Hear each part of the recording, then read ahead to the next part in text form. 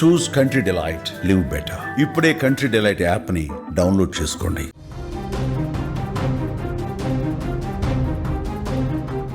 ఒక చిన్న నిర్లక్ష్యం, ఒక బైకర్ రాంగ్ రూట్లో వచ్చిన ఒక బైక్ వాలా నిర్లక్ష్యం, ఒక బస్సు ట్రావెల్స్ బస్సులో ఫైర్ ఎగ్జిస్ట్ లేని ఒక నిర్లక్ష్యం, కేవలం నిర్లక్ష్యం వల్ల ఇవాళ 20 మంది అమాయకులు కాలి బూడిదైపోయారు. వాళ్ళ శవాలను కూడా గుర్తించలేని దుస్థితి. బస్సులోంచి బయటకు వస్తున్న పొగను చూడండి, ఆ పొగను చూడండి. ఒక్కరు కూడా అదృష్టవశాత్తు ఒక 12 మంది అద్దాలు పగలగొట్టుకొని బయటపడ్డారు. మిగతా వాళ్ళంతా దాదాపు ఇప్పటి వరకు 21 మంది చనిపోయినట్టుగా అప్డేట్గా సమాచారం అందుతోంది. ఇంకా మృతుల సంఖ్య పెరిగే అవకాశం కనిపిస్తుంది. గాయపడ్డ వాళ్ళు కూడా తీవ్రంగా గాయపడ్డారు. వాళ్ళని కర్నూలు ప్రభుత్వ ఆసుపత్రికి తరలించారు. కేవలం ఒక బైకర్, అతను ఒక కుర్రాడు ఇంత టైంలో, ఎర్లీ మార్నింగ్ టైంలో బస్సులు వేగంగా వస్తాయి హైవే పైన అనే విషయం తెలిసి కూడా రాంగ్ రూట్లో రావటం వల్ల ఈ ప్రమాదం జరిగింది. అత్యంత బాధాకరమైన సంఘటన ఏంటంటే, ఈ బస్సు ప్రమాదంలో నెల్లూరు జిల్లాకు సంబంధించిన ఒక కుటుంబం, తల్లి, తండ్రి, 2 పిల్లలు. మీరు ఫోటోలో చూస్తున్నారు స్క్రీన్ పైన. వాళ్ళని చూస్తుంటే నాకు గుండె తరుక్కుపోతుంది, ఏడుపు వస్తోంది, మాటలు రావట్లేదు, ఏడుపు వస్తోంది. ఆ బస్సు ఎక్కకపోయినా ఈ ఫ్యామిలీ బతుకుండేదేమో. ఆ దరిద్రపు బస్సు ఎందుకు ఎక్కారు అనే బాధ కలుగుతోంది. మాటల్లో చెప్పడానికి నాకు ఆ అక్షరాలు పదాలు పలకట్లేదు. నెల్లూరు జిల్లాకు చెందిన ఈ 2 గొల్ల రమేష్, గొల్ల అనూష, వీళ్ళిద్దరు పిల్లలు మనస్విత అట్లాగే శశాంక్. మనస్విత వయసు 10 ఏళ్ళు, శశాంక్ వయసు 12 ఏళ్ళు. రమేష్ అట్లాగే అనూష దంపతులు బెంగళూరులో స్థిరపడ్డారు. వాళ్ళు బెంగళూరులోనే ఉండి ఆ బతుకు తెరువును కొనసాగిస్తున్నారు. గ్రామానికి దీపావళి పండగ కోసం గ్రామానికి వచ్చి తిరిగి బెంగళూరు పయనమయ్యారు. ఆ పయనం తిరిగి రాని ప్రయాణంగా మారుతుందని, మళ్ళీ వెనక్కి తిరిగి రాలేరని, కనీసం వాళ్ళ మృతదేహాలు కూడా వెనక్కి రావనే బాధను కలిగించేంత భయంకరమైన ప్రయాణం జరిగింది. కర్నూలు జిల్లా చినటేకూరు దగ్గర జరిగిన ఘోర రోడ్డు ప్రమాదం తీరని విషాదాన్ని నింపింది. 21 మంది కుటుంబాల కలలను, ఆశలను అగ్నికిలలో చిదిమేసింది. గురువారం రాత్రి వారికి చివరి రాత్రిగా మారింది, చివరి ప్రయాణంగా మారింది. నిద్రలోనే తిరిగి రాని శాశ్వత నిద్రలోకి వెళ్ళిపోయారు. ఊహించని ప్రమాదంలో వారి ప్రాణాలు పోయాయి. చనిపోయిన వారిలో నెల్లూరుకు చెందిన ఈ కుటుంబం కూడా ఉండడం తెలియడంతో కన్నీరు వస్తోంది. 2 పిల్లలతో వెళ్తున్న దంపతులు అగ్నికిలల్లో చిక్కుకొని కాలి బూడిదైపోయారు. నెల్లూరు జిల్లా వింజమూరు మండలం గొల్లవారిపల్లెకి చెందిన భర్త గొల్ల రమేష్ భార్య అనూష, వారి పిల్లలు 10 ఏళ్ల మనస్విత, 12 ఏళ్ల మనీష్ కూడా ఈ మంటల్లో కాలి బూడిదైపోయారు. ఆ చిన్నారుల చిరునవ్వులు, వారిపై తల్లిదండ్రులు కన్న కలలు క్షణాల్లో కాలి బూడిదై మాడి మసైపోయాయి. ఈ ఘోరం ఆ గ్రామంలో, ఆ కుటుంబంలో తీరని విషాదాన్ని, గుండెకో కోతని మిగిల్చింది. వారి బంధువుల ఆర్తనాదాలు ఆకాశాన్ని తాగుతున్నాయి. ప్రస్తుతం ఆ గొల్లవారి పల్లెలో పరిస్థితి గురించి మా ప్రతినిధి ఉమాశంకర్ మరిన్ని వివరాలు అందిస్తారు. ప్రస్తుతం అక్కడ సిచ్యువేషన్ ఏంటనేది ఉమాశంకర్, ఆ ఫ్యామిలీ మెంబర్స్కి విషయం తెలిసిన తర్వాత ఏంటి అక్కడ పరిస్థితి? ఈ ప్రమాదం కర్నూలు జిల్లాలో కట్లూరు మండలం చినటేకూరు ప్రాంతంలో ఉదయం 3:30 గంటల ప్రాంతంలో చోటు చేసుకుంది.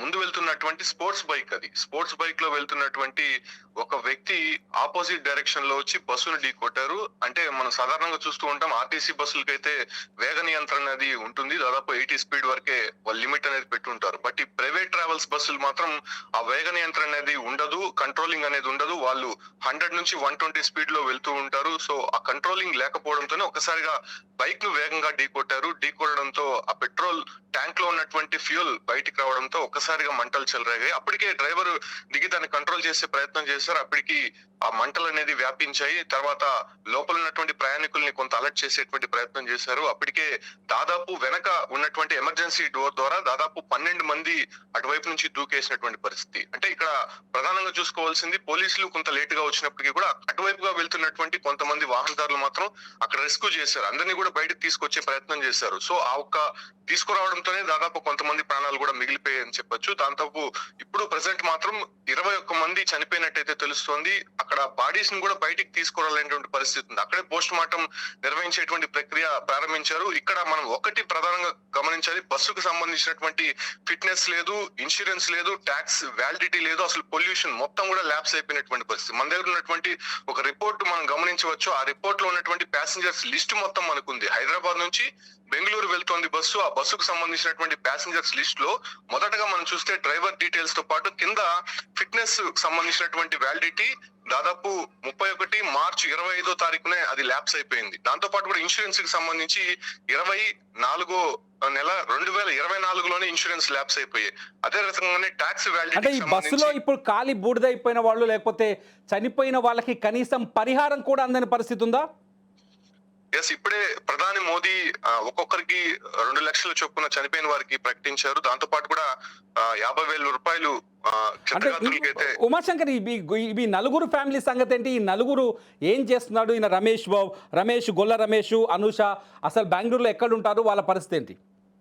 ఎస్, వీళ్ళు నెల్లూరు జిల్లాకు సంబంధించి వింజనూరు మండలం గొల్లవాణిపాలెంకు సంబంధించినటువంటి వాళ్ళు. ఇతను గొల్ల రమేష్, అనూష, శశాంక్, మన్విత. అంటే వీళ్ళు నలుగురు కూడా హైదరాబాద్ లో వెకేషన్ కి వెళ్లి బెంగళూరుకి వెళ్తున్నారు. బెంగళూరులోనే ఇతను సాఫ్ట్వేర్ ఇంజనీర్ గా పనిచేస్తున్నారు. అక్కడే వాళ్ళు కూడా సెటిల్ అయినటువంటి పరిస్థితి. అయితే నెల్లూరు జిల్లాలో ఉన్నటువంటి వీళ్ళు స్వస్థలానికి సంబంధించి ఇప్పటికే సమాచారం అయితే అందించారు. సో వాళ్ళకి సంబంధించి కూడా మొత్తం వాళ్ళు కుటుంబ సభ్యులంతా కూడా వెళ్తున్నటువంటి పరిస్థితి. అయితే ఒక్కసారిగా కుటుంబానికి సంబంధించినటువంటి నలుగురు కూడా, అంటే 2 చిన్నపిల్లలు, భార్యాభర్త చనిపోవడంతో ఆ కుటుంబంలో కూడా విషాద ఛాయలున్నాయి. గొల్లవాణిపాలెంకు సంబంధించినటువంటి ప్రాంతంలో ఇప్పటికే బంధువులంతా కూడా అక్కడికి చేరుకొని అక్కడి నుంచి వెళ్లేటువంటి ప్రయత్నం చేస్తున్నారు. ముఖ్యంగా ఈ బాడీస్ ని ఇంకా ఐడెంటిఫై చేయలేదు. అసలు పిల్లలకి సంబంధించి కావచ్చు, అంటే 2 భార్యాభర్తకి సంబంధించి పూర్తిగా లోపల కాలిపోయినటువంటి పరిస్థితి. అక్కడ నుంచి తీసుకురాలేనటువంటి పరిస్థితుల్లో పోస్ట్ మార్టం కూడా స్పాట్ లోనే నిర్వహించేటువంటి అవకాశం అయితే కనిపిస్తోంది. సో ఈ ఒక్క ప్రమాదానికి సంబంధించి ఇప్పటికే కర్నూలు రేంజ్ డిఐజీ కోయ ప్రవీణ్ తో పాటు ఎస్పీ విక్రాంత్ పాటిల్ కూడా స్పాట్ కి చేరుకున్నారు. దాంతో పాటు కూడా ఎఫ్ఎస్ఎల్ టీం కూడా అక్కడికి చేరుకుంది. కాబట్టి పోస్ట్ మార్టం స్పాట్ లోనే జరిగేటువంటి అవకాశం అయితే కనిపిస్తుంది. మొత్తం బస్సుకు సంబంధించినటువంటి మొత్తం ఎలా జరిగింది లోపల, అంటే ఇంత ప్రమాదం జరగడానికి కారణము, అంత మంటలు వ్యాపించడానికి కారణము పాలిస్టర్, పాలిథిన్ అనేటువంటి 2 మెటీరియల్స్ కూడా బస్సులో ఎక్కువ యూజ్ చేశారు. అంటే ఈ యొక్క ప్లాస్టిక్ వినియోగం ఎక్కువ ఉండడంతోనే మంటలు తీవ్రంగా వ్యాపించాయి. వాళ్ళు బయటకు వెళ్ళలేనటువంటి పరిస్థితుల్లో బస్సు అక్కడ డిజైన్ చేయబడింది. అదే ప్రధానమైనటువంటి కారణంగా ఇంతమంది చనిపోవడానికి అనేది గుర్తించారు. ముఖ్యంగా డిఎన్ఏ పరీక్షల ద్వారా మృతదేహాలని గుర్తించే ప్రయత్నం చేస్తున్నారు. వాళ్ళ బంధువులకు సంబంధించినటువంటి డిఎన్ఏ తీసుకొని ఆ బాడీస్ సంబంధించినటువంటి డిఏ మ్యాచ్ అవుతుందా, సో మ్యాచ్ అయితే వాళ్ళ కుటుంబాలకి ఆ మృతదేహాలను అప్పగించేటువంటి ప్రయత్నం అయితే చేయబోతున్నారు. రైట్ ఉమాశంకర్, ఇది ప్రస్తుతానికి అది గొల్లవారిపాలెంలో గొల్లవారిపాలెంకి సంబంధించిన వింజమూరు మండలం గొల్లవారిపాలెంకి చెందిన గొల్ల రమేష్ బెంగళూరులో సాఫ్ట్వేర్ ఇంజనీర్గా పనిచేస్తున్నాడు. అక్కడే సెటిల్ అయి ఉన్నాడు. పిల్లల్ని అద్భుతంగా పెంచుకుంటున్నాడు. అక్కడే చాలా సంతోషంగా జీవిస్తున్నారు.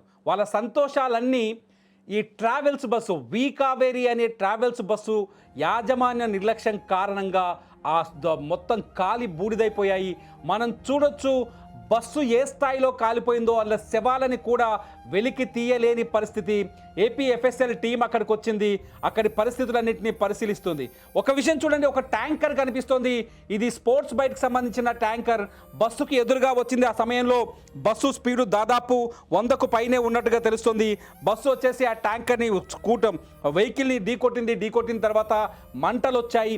మంటలు వచ్చిన తర్వాత వెహికల్ 100 మీటర్ల వరకు, బస్సు స్పీడ్ వేగంగా ఉంది కాబట్టి 100 మీటర్ల దూరం వరకు బస్సు ఆ బైక్ను దూసుకుంటూ వెళ్ళింది. ఆ లోపు పెట్రోల్ ట్యాంక్ మూత ఓపెన్ అయిపోయి మంటలు అంటుకున్నాయి. అది ఇక్కడ అత్యంత విషాదకరమైన విషయం ఏంటంటే, బస్సులోకి ఎంట్రీ అయ్యే మెయిన్ డోర్ ఏదైతే ఉంటుందో డ్రైవర్ పక్కనే, డ్రైవర్కి లెఫ్ట్ సైడ్లో ఆ డోర్ లాక్ అయిపోయింది బైక్ ఢీకొట్టడం వల్ల. ఆ డోర్ లాక్ అయిపోయి బస్సులో ఉన్న వాళ్ళు ఎలా బయటికి రావాలో అర్థం కాని పరిస్థితుల్లో మంటల్లో చిక్కుకుపోయారు. బస్సులో స్లీపర్ కాబట్టి స్లీపర్ బస్సులో దుస్తులు అట్లాగే ఇవన్నీ ఎక్కువగా ఉంటాయి. దుస్తులు, బట్టలు, క్లాత్స్ ఎక్కువగా ఉంటాయి కాబట్టి మంటలు వేగంగా వ్యాపించాయి. వేగంగా మంటలు వ్యాపించడం వల్ల ఒక్కసారిగా మంటలు అంటుకుపోయి బస్సు అంతా దగ్ధమైపోయింది. కొందరేమో బస్సులోంచి దూకి బయటపడ్డారు. మరికొందరు ఈ అచేతన స్థితిలో అందులోనే పడి కాలిపోయారు. అందులోనే ఈ రమేష్ అట్లాగే అనూష మనస్విత అట్లాగే శశాంక్ ఈ నలుగురు కూడా మంటల్లో మాడి మసైపోయారు. అక్కడ కర్నూలులో బస్సు ప్రమాదం దగ్గర ఈ రమేష్ కుటుంబ బంధువులు ఒకరు వచ్చారు. వాళ్ళ ఆ డీటెయిల్స్ చెప్తారు. ఒకసారి వాళ్ళు ఏం మాట్లాడుతున్నారో ఆయన మాటల్లో విందాం. మా బామార్ది వాళ్ళ మిస్సెస్ పాప ఇద్దరు బాబు నలుగురు ఉన్నారు. మొత్తం నలుగురు ఉన్నారు. తెల్లవారుజామున 3 గంటలకు జరిగింది. హైదరాబాద్ దీపావళి హాలిడేస్కి పోయినాడు. హాలిడేస్ పోయి రిటర్న్ కావేరీ ట్రావెల్స్ బుకింగ్ చేసుకొని వాడు బెంగళూరు బయలుదేరినాడు. తెల్లవారుజామున అంటే ఎవరు ఉన్నారు, ఎక్కడి నుంచి వచ్చి మీ బామర్దులు కానీ ఏ ఊరు, ఎంతమంది ఉన్నారు మొత్తం ప్రయాణికులు నాకు తెలియదు. నా బామర్ది వాళ్ళ మిస్సెస్ వానికి ఇద్దరు పిల్లలు, నలుగురు చనిపోయినారు. ప్రమాదం ఎలా చూడొచ్చు? అంటే ఏమన్నా ఎవరి నిర్లక్ష్యం ఉందనుకుంటారు? డ్రైవర్దే మొత్తం. ఇద్దరు డ్రైవర్లు ఉన్నారు, దీనికి ఒక క్లీనర్ ఉన్నాడు. డ్రైవర్దే నిర్లక్ష్యం 100%. ఆల్రెడీ 2 వీలర్ తగిలి 100 మీటర్స్ తీసుకొని వచ్చినాడు. 2 వీలర్ కింద, బస్ కింద అది ఫైర్ అయింది. లేకుంటే నీకు అంత కాదు ఇది.